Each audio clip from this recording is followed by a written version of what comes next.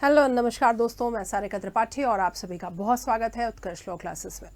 दोस्तों आज देखेंगे हम कुछ डिफरेंसेस, और ये डिफरेंसेस किसके, आपने बहुत सारे टर्म्स देखे हैं और जो कई बार आपको परेशान करते होंगे, लीगल टर्म्स। और जैसे आपने देखा हत्या है, सदोष मानववध है, आपने देखा कि सदोष अवरोध है, सदोष पररोध है, यानी कि रॉन्गफुल रेस्ट्रेंट, रॉन्गफुल कन्फाइनमेंट, और इसी तरीके के बहुत सारे, बलवा, दंगा, ऐसे बहुत सारे टर्म्स। तो आज कुछ टर्म्स लेके आई हूँ आपके लिए और इनमें हम देखेंगे डिफरेंसेस। तो सभी फ्रेंड्स जल्दी जल्दी एक्टिव हो जाइए, लाइव हो जाइए, क्लास शेयर कर दीजिए और बिना टाइम को ख़राब किए हुए देखा जाए कुछ इम्पॉर्टेंट डिफरेंसेस। जी हाँ, तो आज कुछ इम्पॉर्टेंट डिफरेंसेस हैं तो देखेंगे। सबसे पहले आज हम common intention and common object, ये दो टर्म्स जिन्हें आप पाते हैं इंडियन पेनल कोड 1860 में, भारतीय दंड संहिता 1860 में। तो भारतीय दंड संहिता 1860 important differences between the legal terms, important differences हैं किन के बीच में, लीगल टर्म्स के बीच में। तो ये जो लीगल टर्म्स हैं इनमें क्या अंतर है, कॉमन इंटेंशन, सामान्य आशय और सामान्य उद्देश्य। अब देखिए, सामान्य आशय तो आपने पढ़ा है सेक्शन 34 में आईपीसी के, जिसमें अलग से इसको बताया ही गया है कि दो या दो से अधिक लोग अगर उनके मस्तिष्कों का मिलन हो गया है, उन्होंने किन्हीं बातों के लिए प्लानिंग कर ली पहले से और फिर उसी सामान्य आशय के अग्रसरण में, इन furtherance of common intention of all, जितने भी हैं सभी के, कोई भी एक्ट किया तो उसके लिए सभी लायबल होंगे, सभी दोषी समझे जाएंगे, जैसे कि उन्होंने अकेले वो काम किया हो।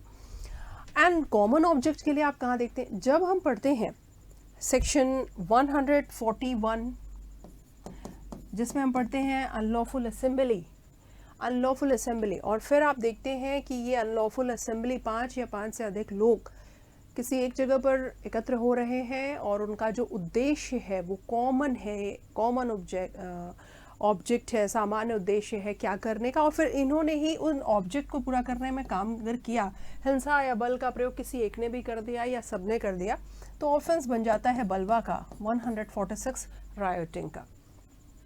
तो ये कॉमन ऑब्जेक्ट, सामान्य उद्देश्य आपने वहाँ देखा सुना है।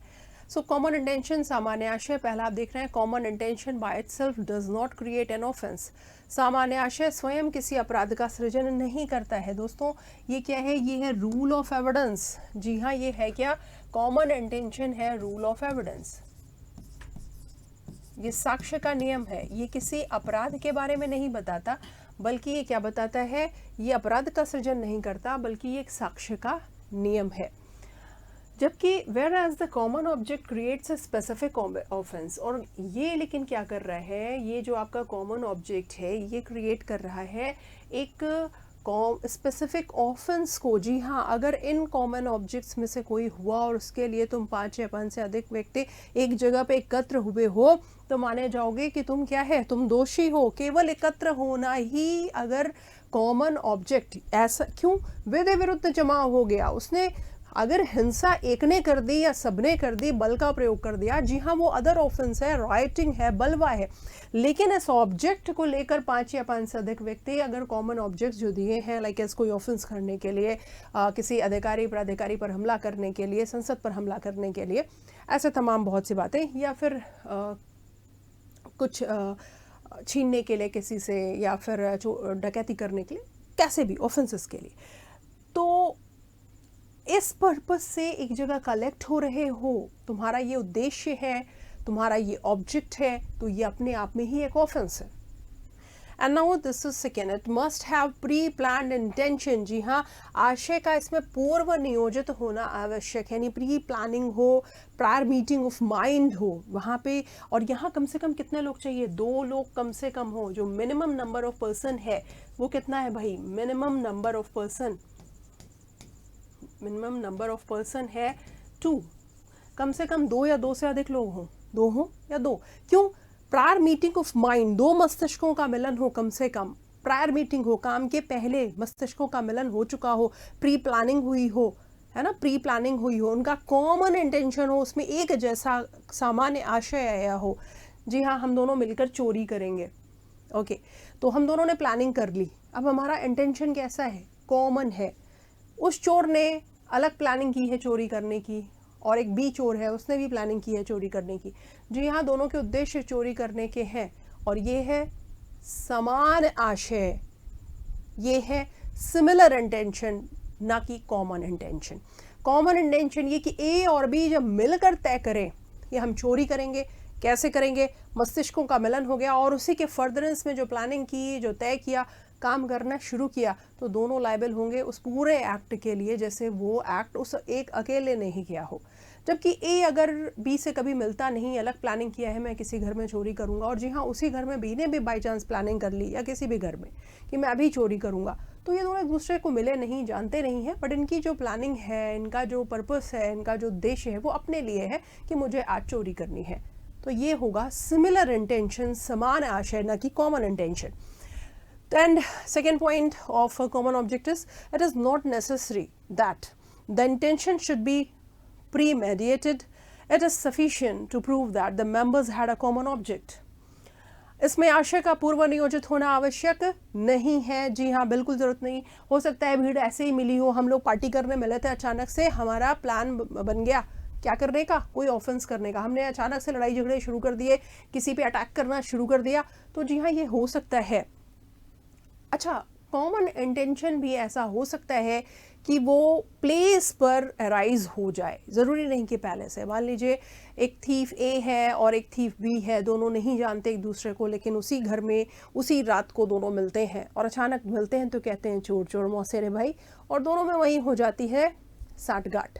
जी हाँ, उन्होंने आपस में तय कर लिया, मीटिंग ऑफ माइंड हो गई, एक छोटी सी प्लानिंग हो गई, और फिर उन्होंने जो कंडक्ट किया, जो चोरी की, जो ऑफेंस किया, तो ये है इनके बीच का कॉमन इंटेंशन, राइट। ये है इनके, अब वहाँ पर बन गया, वर्क प्लेस पे बन गया, ठीक है, एट द पॉइंट बन गया, एट द प्लेस बन गया, ये कॉमन इंटेंशन पहले नहीं था, बाद में हो गया। तो यहाँ पर हम देख रहे हैं कि आशय का पूर्व नियोजित होना आवश्यक नहीं है। इसमें मात्र यह सिद्ध कर दिया जाना पर्याप्त है कि सदस्यों के भीतर समान प्रकार का उद्देश्य था, ठीक है, समान था कि नहीं, बस ये आप प्रूफ कर दो कि उनके समान प्रकार का उनके अंदर उद्देश्य था। अब वो सब सपोज कहीं पे अटैक करने जाना है, अब भीड़ चल दी, 10 लोग हैं, उनमें से केवल एक ने ही पत्थर उठाया, मार दिया, सभी दोषी, सभी का उद्देश्य यही था कि हमें अटैक करने जाना है। थर्ड है इन जनरल पर्पस। अब ये है कॉमन इंटेंशन और ये है कॉमन ऑब्जेक्ट। तो थर्ड है contribution to common intention is an essential element. सामान्य आशय में योगदान एक आवश्यक तत्व है, राइट। तो समान आशय में क्या है, देखिए योगदान, यानी एक दूसरे के लिए क्या करें, कंट्रीब्यूशन, कुछ ना कुछ तो ज़रूर करो, कुछ ना कुछ करके हेल्प किया, कंट्रीब्यूट किया, राइट, कुछ ना कुछ करके कंट्रीब्यूट किया। तो contribution to common intention is an essential element, सामान्य आशय, ठीक है। And in general purpose it is an inert element. सामान्य उद्देश्य में क्या होता है, निष्क्रिय तत्व होता है। कौन सी बात, कंट्रीब्यूशन। कंट्रीब्यूशन कॉमन ऑब्जेक्ट में एक एलिमेंट है, कैसा, इनर्ट, ये निष्क्रिय तत्व है, इनर्ट एलिमेंट है कि वो जो पर्पस है उस भीड़ का, मोर देन 5% और 5%, तो ये जो पीपल हैं, इन्होंने अगर क्या किया, इन्होंने अगर इनका, जी हाँ, केवल आप ये दिखा दो कि इनका उद्देश्य है ऐसा करना, लेकिन कंट्रीब्यूशन हो भी सकता है, नहीं भी हो सकता है, तो ये एक इनर्ट एलिमेंट है। Now point 4, there is no difference of intention of all the members of the unlawful assembly. विधि विरुद्ध जमाव के सभी सदस्यों के आशय में भिन्नता नहीं होती, ठीक है। एंड यहाँ कह रहे हैं in this the objective of the members of an unlawful assembly is the same but their intentions में बी डिफरेंट। ये आपसे कह रहा है कि अनलॉफुल असेंबली जो है, इसके जो ऑब्जेक्टिव है मेंबर्स के, वो सेम होते हैं, ऑब्जेक्ट सेम हो सकते हैं, लेकिन इंटेंशन इनके डिफरेंट होते हैं। ये याद रखिएगा। इनके कॉमन ऑब्जेक्ट में हम देखेंगे कि ये जो 5 हैं या 5 से अधिक लोग हैं, ये जब मिलकर जा रहे हैं, जहाँ उद्देश्य एक है, आशय अलग अलग हो सकता है। सो इसमें विधि विरुद्ध जमाव के सदस्यों का उद्देश्य तो एक ही हो सकता है, लेकिन उनके आशय भिन्न भिन्न हो सकते हैं। And point number 5, common intention.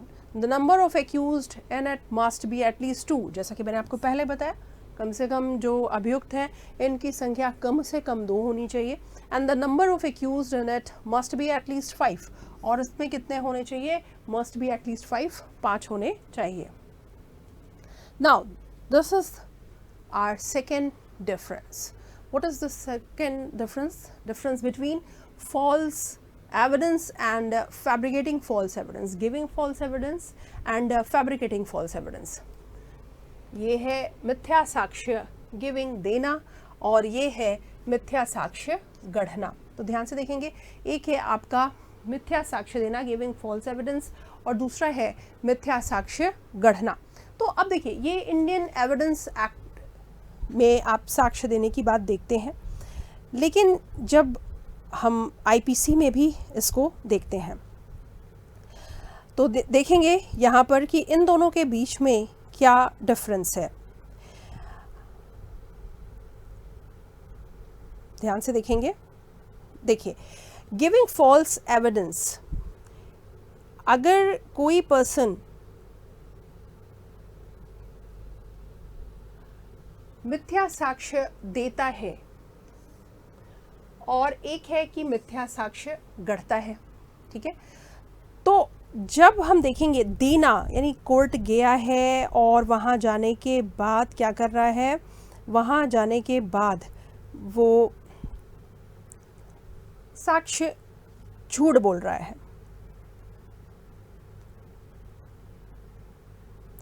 वो झूठ बोल रहा है। क्या झूठ बोल रहा है, मिथ्या साक्ष्य दे रहा है, ठीक है।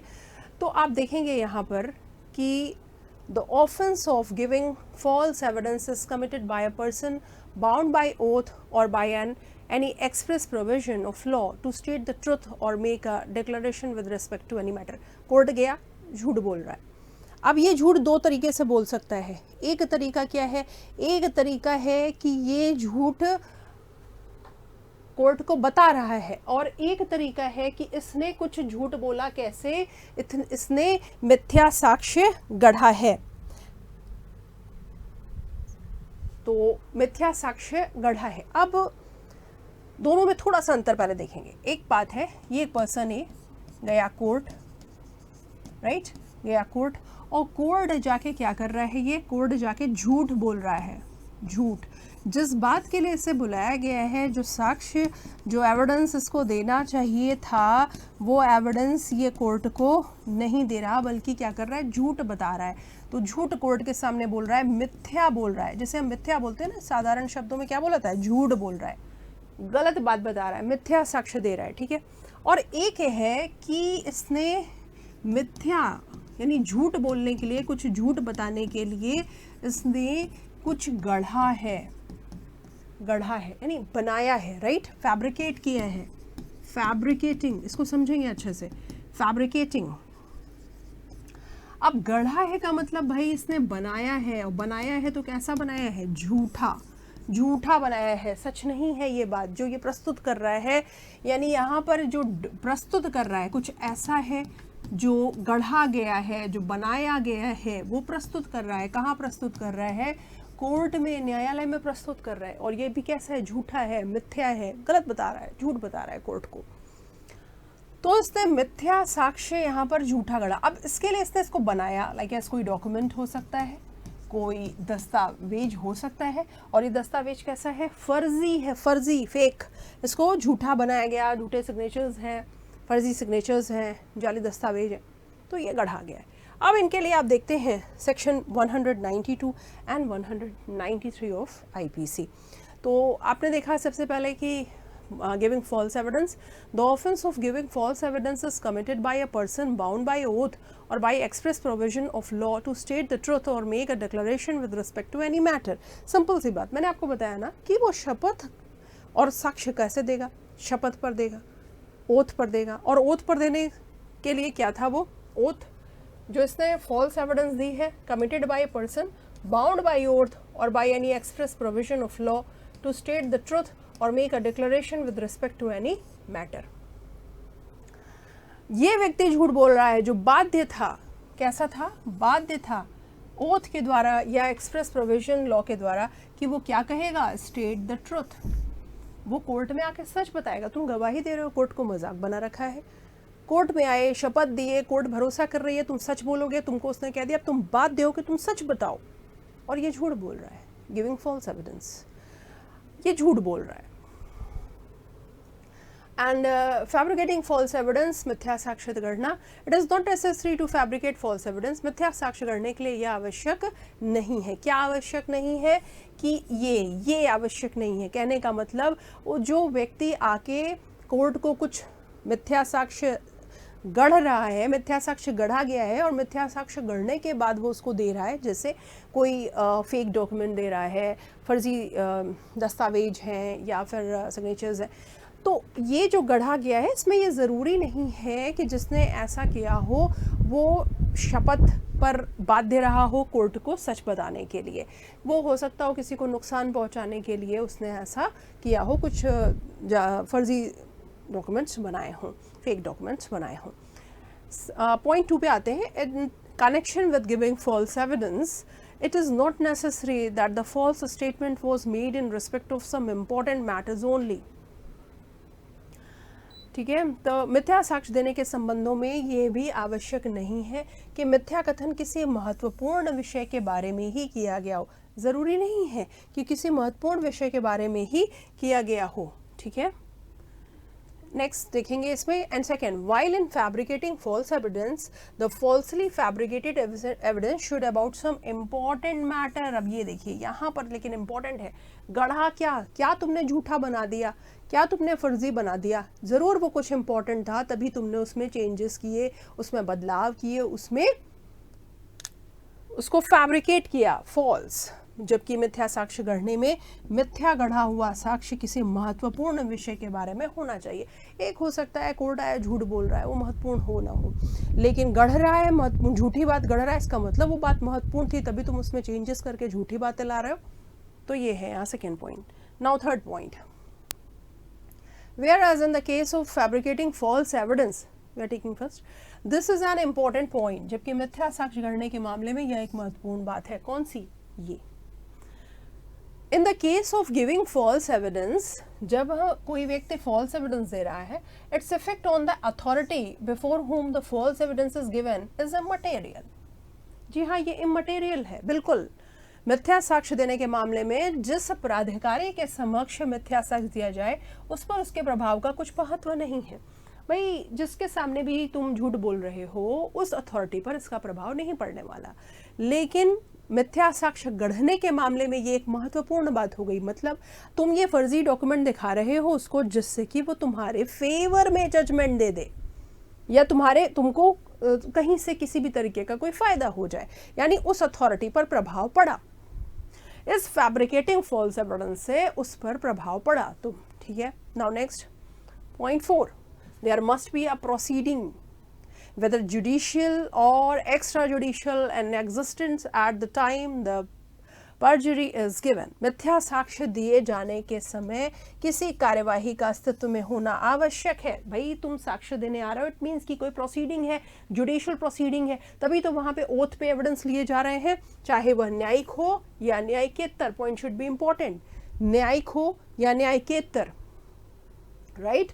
लेकिन किसी कार्यवाही का अस्तित्व में होना आवश्यक है। Now next, whereas this is not necessary in cases of fabricating false evidence। fabricating false, मैंने आपको पहले भी बताया शुरुआत में कि ज़रूरी नहीं है कि उस वक्त कोई ऐसा जुडिशियल प्रोसीडिंग चल रही हो। It must only be likely to take action and must contain an intention to produce such evidence। इसमें यहाँ पर उसका इंटेंशन होना चाहिए कि मैं इसको कंटेन करके क्या करूँगा, एक इंटेंशन है कि मैं एविडेंस के फॉर्म में दूंगा। तो मिथ्या साक्ष्य गढ़ने के मामलों में आवश्यक नहीं है, इसमें केवल कार्यवाही होने की संभावना होनी चाहिए और उसमें ऐसे साक्ष्य के प्रयोग करने का आशय होना चाहिए। ठीक है, उसको ये कि अगर कभी ऐसा कुछ हुआ तो मैं इस तरह से ये फर्जी बना रहा हूँ और ये मैं अपने फेवर में यूज़ करने वाला हूँ और यहाँ पर मैं ऐसा दूंगा। Now next is simple hurt and grievous hurt. तो साधारण चोट और गंभीर चोट। तो सिंपल हर्ट और ग्रीवियस हर्ट ये भी आपने आईपीसी में पढ़े हैं। सिंपल हर्ट है और ग्रीवियस हर्ट है, बहुत ज़्यादा चोट लगी। क्या डिफरेंसेस दिखेंगे। तो simple hurt is of ordinary nature, साधारण चोट सामान्य प्रकृति की होती है। और गंभीर चोट कैसी होती है, ऑब्वियस सी बात है गंभीर प्रकृति की होगी। ग्रीवियस, सिंपल, पर सिंपल के लिए भी पनिशमेंट है, ग्रीवियस के लिए भी पनिशमेंट है। ग्रीवियस के लिए आपने देखा है टोटल 8 ग्राउंड्स गिवन है इंडियन पैनल कोड में कि अगर इन 8 प्रकार में से किसी प्रकार की चोट है, हर्ट है, तो ही वो ग्रीवियस है, अदरवाइज वो सिंपल में ही आएगी, वो हर्ट में ही आएगी। तो 8 में से किसी में आ जाए, सिद्ध कर दो, पार्टी दिखा दे, तो वो आ जाएगी किसमें, ग्रीवियस में। अब ये ग्रीवियस हर्ट कहाँ दी हुई है, कमेंट करके बताइए जल्दी से, सारे फ्रेंड्स बताएंगे कमेंट करके, हाँ भाई सभी बताएं।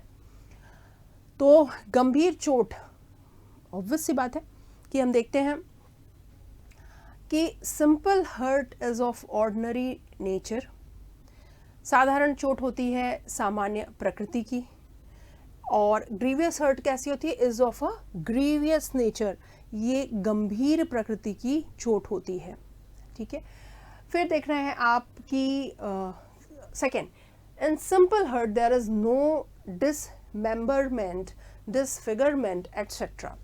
अब सिंपल हर्ट है अगर, तो आप देखते हैं कि इसमें कोई भी ज़रूरी नहीं कि कोई अंग विच्छेद हो जाए, कोई विद्रूपीकरण हो जाए, नहीं, ऐसा तो आपने नहीं पढ़ा है। तो क्या है, सब अगर ये आप देखते हैं यहाँ पर कि ज़रूरी नहीं कि कुछ डिसफिगर हो जाए, डिसमेंबरमेंट हो जाए, अंग विक्षेप या विद्रूपीकरण हो जाए, नहीं आदि, ऐसा इसमें नहीं होता। लेकिन इसमें गंभीर चोट में अंग विच्छेद या विद्रूपीकरण आदि होता है, आपने 8 ग्राउंड्स में देखा है। सेक्शंस कमेंट करके जल्दी से बताएंगे कि क्या है। बहुत बढ़िया, वेरी गुड, सभी ने सही बताया। तो 319 में सिंपल हर्ट देख लेते हैं, ग्रीवियस हर्ट आप कहाँ देख लेते हैं, 320 में। Okay good, next is third, in case of simple hurt it is not necessary that the person should be unable to do normal work for 20 days, not necessary, because आपने देखा ना कि सिंपल हर्ट जो grievous hurt के अलावा वाली है, और ग्रीवियस हर्ट में हम देखते हैं कि गंभीर चोट का यह एक आधार है, कौन सा, कि व्यक्ति 20 दिनों तक अपने मामूली कामकाजों को करने में असमर्थ रहा हो, या गंभीर शारीरिक पीड़ा में रहा हो। साधारण चोट में व्यक्ति का 20 दिन तक सामान्य कामकाज करने में असमर्थ हो जाना आवश्यक नहीं है, जबकि इसमें ऐसा आवश्यक है। और जो आप 320 के 8 ग्राउंड्स देखते हैं उनमें से एक पाते हैं। Now next is 4, what is this difference, what is this difference, the benefit of probation is ordinarily given for simple hurt. साधारण चोट के लिए सामान्यतः परिवीक्षा का लाभ दे दिया जाता है, ठीक है, प्रोबेशन, परिवीक्षा का लाभ, छोटा सा मामला। And in case of grievous hurt ordinarily the benefit of probation is not given, इसमें परिवीक्षा का, प्रोबेशन का लाभ नहीं दिया जाता है। आप स्क्रीनशॉट फ्रेंड्स लेना बिल्कुल मत भूलिएगा सभी प्यारे दोस्तों। Okay, now next is, and which is most important and the toughest difference among all these differences, murder and culpable homicide, बहुत बड़ा अंतर और अक्सर आप पाते हैं। अब इसको देखने से पहले हम कुछ सेंटेंसेस देखेंगे, राइट। तो आपने पढ़ा है आईपीसी में, क्या पढ़ा है, पढ़ा है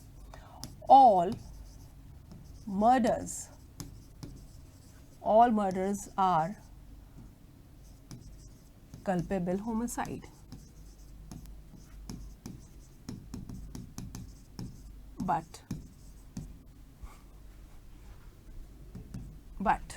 all murders are culpable homicide, but all culpable homicide means आपराधिक मानववध, culpable homicide is not murder।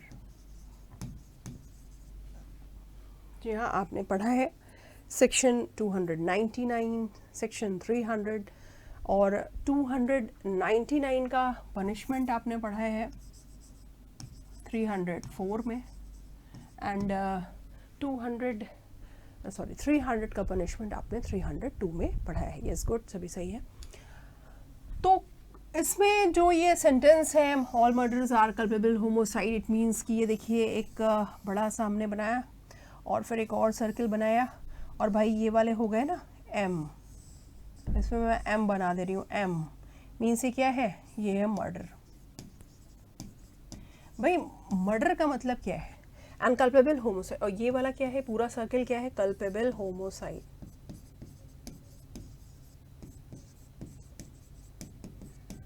Culpable homicide, right, यानी सदोष मानव वध, आपराधिक मानव वध।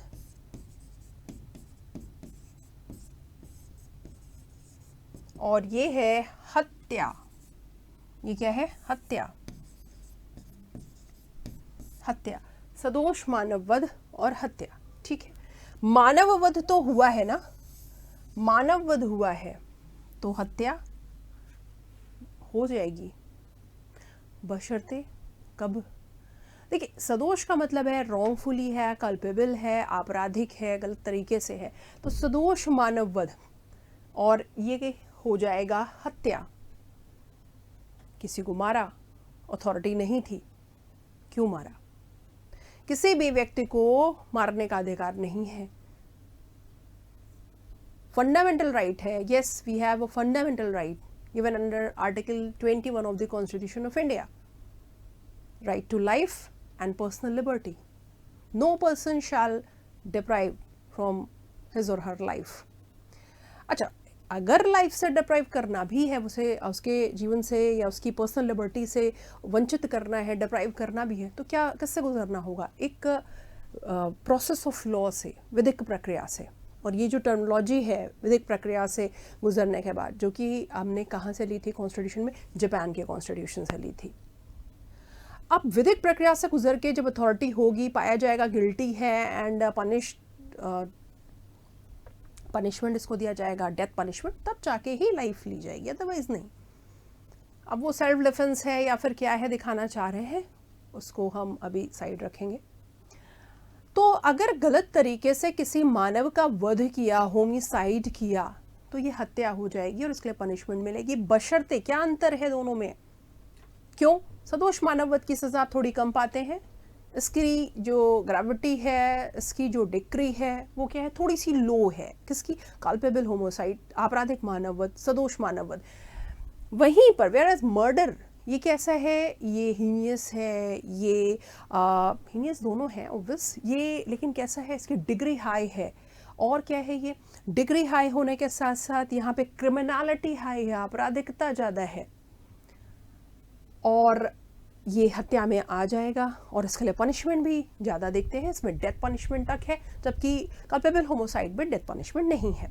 तो दो सेक्शंस आप साथ में देखते हैं। देखिए इसके लिए आपने देखा section 299 and read with section 304 of IPC. जी हाँ, we are talking about IPC, Indian penal code 1860, और यहाँ पर आप पाते हैं सेक्शन 300 और इसका पनिशमेंट गिवन है जो अंडर सेक्शन 302, राइट, यस, ये दो क्लियर, ओके। अब इसमें आपने देखा कि डेथ पनिशमेंट तक की बात है, ठीक है। अभी कहानी मेन तो ये है भाई कि कैसे ये इसमें चला गया। तो एक और फ्रेश पेज आपने सबसे पहले देखा है, आपने पढ़ा है, आपको याद भी होगा, जल्दी से कमेंट करके बताया, बहुतों ने बताया भी है कि किस केस में इन दोनों में डिफरेंस सबसे पहले बताया। तो रेग वर्सेस गोविंदा केस, रेग वर्सेस गोविंदा, या आर वर्सेस गोविंदा भी आप कर सकते हैं, जो हमारे न्यू स्टूडेंट्स हैं आर वर्सेस गोविंदा कर लीजिए जैसे याद हो। और जस्टिस कौन थे, तो जस्टिस थे मेलविल, मेलविल, राइट, जस्टिस थे मेलविल। इन्होंने डिफरेंस बताया था सेक्शन 299 एंड सेक्शन 300 आईपीसी। और ये बात भी आई कि यस, क्रिमिनलिटी भी हम देखेंगे, और डेफिनेशन तो जब आप पढ़ते ही हैं तो देखते ही हैं कि इंटेंशन, दो तरह के इंटेंशन और एक नॉलेज के बाद कॉमन इंटेंशन में है, और तीन तरह के इंटेंशन और एक नॉलेज के बाद मर्डर में है, ठीक है। तो सिंपल से आपने देखा कि इंटेंशन है डेथ कॉज कर देगा, इंटेंशन है कि ऐसी बॉडली इंजरी दे कि डेथ कॉज हो ही जाएगी, इंटेंशन है कि ऐसी बॉडली इंजरी दो जो नेचुरली सफिशिएंट है कि मर ही जाएगा, और नॉलेज है कि एक्ट ऐसा है कि मर ही जाएगा, मर्डर। लेकिन इतने से काम नहीं चलने वाला, फिलहाल हम इनके डिफरेंस को देखते हुए और आगे भी बात करेंगे।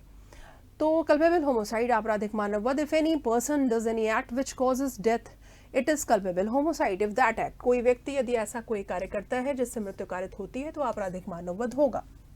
यदि वह कार्य culpable homicide in certain cases is murder if death is caused in the act done and such act।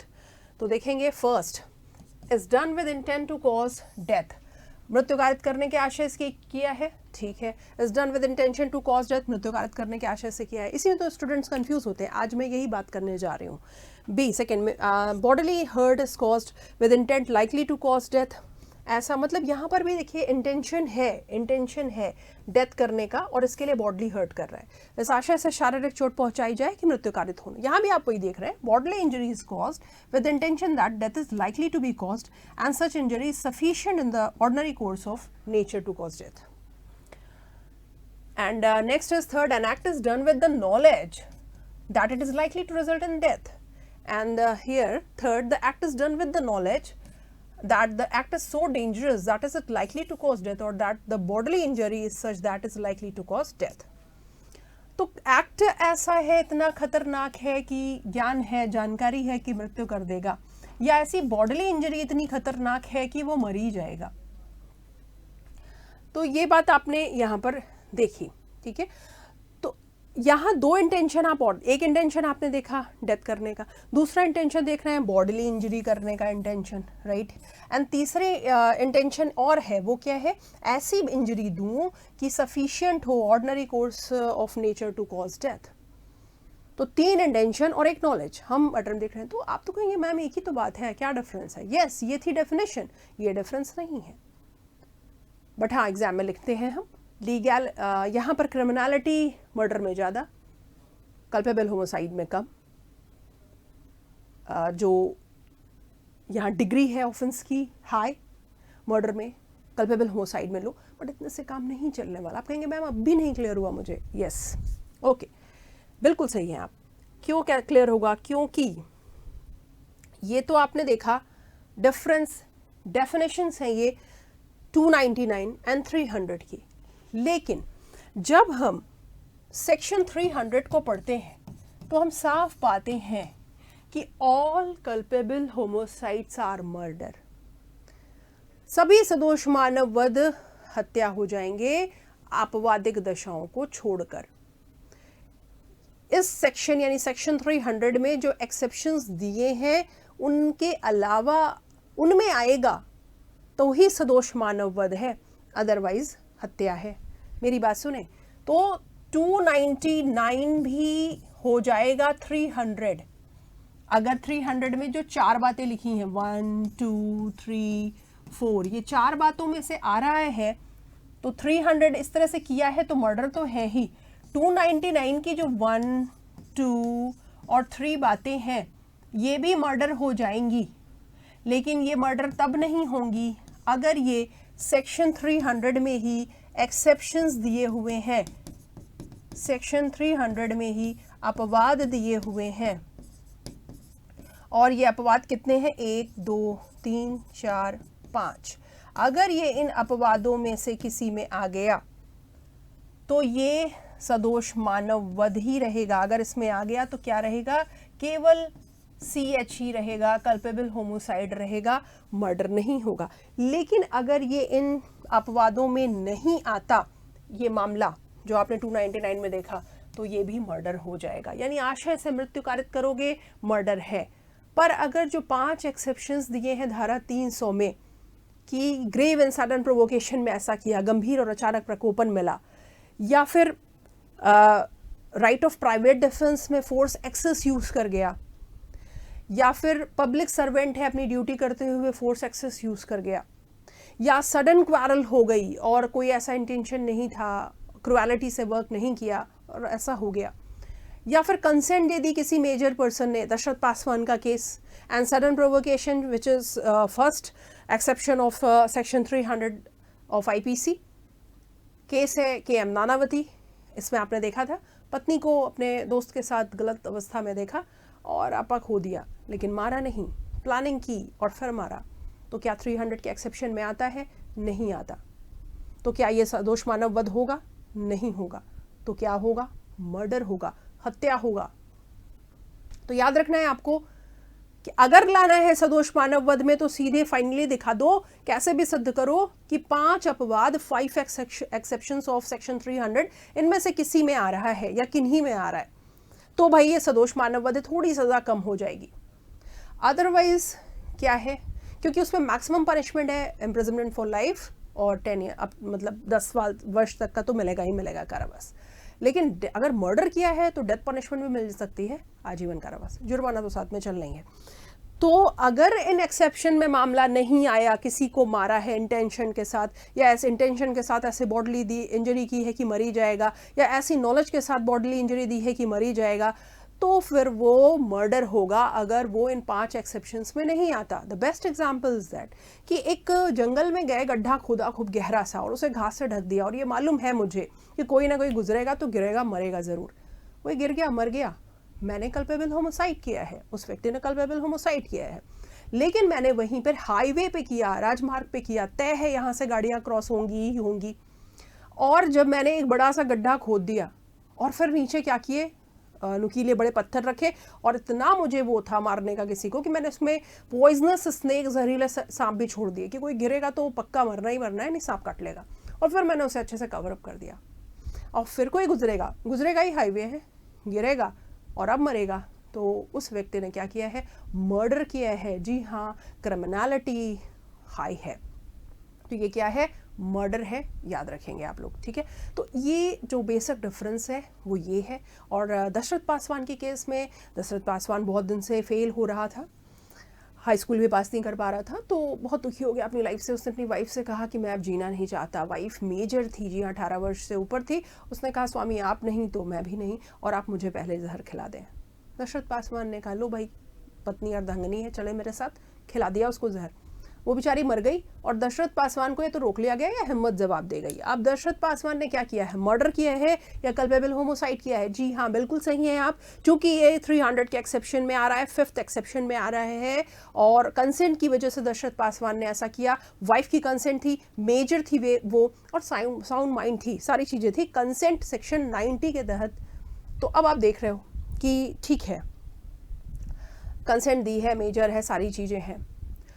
अब इसने ऑफेंस तो किया है, मानव वध हुआ है, होमिसाइड हुआ है, लेकिन ये नॉट अमाउंट टू मर्डर, ये हत्या नहीं है, बल्कि क्या है, कल्पेबल होमिसाइड है, सदोष मानव वध है। दोस्तों, थोड़ी सी डिग्री कम हो गई, थोड़ा पनिशमेंट भी कम हो जाएगा। तो इस तरीके से आपने एक और डिफरेंस कंप्लीट किया है। और एक अब छोटी सी इंफॉर्मेशन आप सभी प्यारे दोस्तों के लिए। जी हाँ दोस्तों, उत्कर्ष लेकर आया है, उत्कर्ष परिवार आपके लिए आज़ादी महोत्सव ऑफर, जो कि केवल 17 अगस्त 2023 तक है। इसमें उत्कर्ष ऐप में जुडिशरी के सभी ऑनलाइन कोर्सेज पर 90% तक का धमाकेदार छूट है, और 10% की अतिरिक्त छूट है। किन के लिए? जिन स्टूडेंट्स ने उत्कर्ष ऐप में पहले से ही कोई कोर्स ले रखा है। और दोस्तों, आरजेएस फाउंडेशन बैच की ओरिजिनल प्राइस थी 65,000, जो कि ऑफर प्राइस है 15,000 रुपीज़। जेलो target batch original price 15,000, offer price 4,000 rupees. जेलो MCQ batch original price is 10,000 rupees and offer price is rupees 2,000 rupees. तो ये आपको मैंने बताई, काफ़ी सारी इन्फॉर्मेशंस दी। तो ये हमारे जो भी कोर्सेज हैं उन सब पे भारी छूट ऑफर चल रहा है, जिसका आप फ़ायदा उठाइए और डाउनलोड कीजिए उत्कर्ष ऐप, और साथ में मुझे परमिशन दीजिए। Thank you so much.